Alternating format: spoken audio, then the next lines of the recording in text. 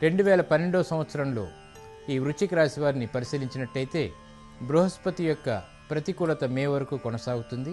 మే తర్వాత నుంచి సప్తమ స్థితిలో గోచార రీత్యా వీరికి చాలా శుభప్రదమైనటువంటి ఫలితాలు ఈ బృహస్పతి ద్వారా ఏర్పడతాయి. అయితే ఈ రాశి వారికి ఏలినాటి శని కూడా ప్రారంభమైంది. ముఖ్యంగా ఏలినాటి శని ఆర్థిక పరంగాను ఆరోగ్యపరంగా కూడా ప్రతికూలతని సృష్టిస్తుంది. కాబట్టి ఈ ప్రతి రంగం వారు కూడా ఈ విషయంలో, ఆరోగ్య విషయంలో, ఆర్థిక విషయంలో జాగ్రత్తతో మెలగాలి. ఈ వృశ్చిక రాశి వారికి ప్రతికూల గ్రహాలను కనుక పరిశీలించినట్టయితే శని, రాహువు, కేతు ఈ 3 గ్రహాలు కూడా ప్రతికూల గ్రహాలు. ఈ 3 గ్రహాల యొక్క ప్రతికూలతని తొలగించుకునేటువంటి శక్తి లలితామాతని ఆరాధించడం ద్వారా ఏర్పడుతుంది. లలితా సహస్రనామ పారాయణ ఈ వృశ్చిక రాశి వారికి ఈ సంవత్సరం ఎంతో మేలుని కలిగిస్తుంది.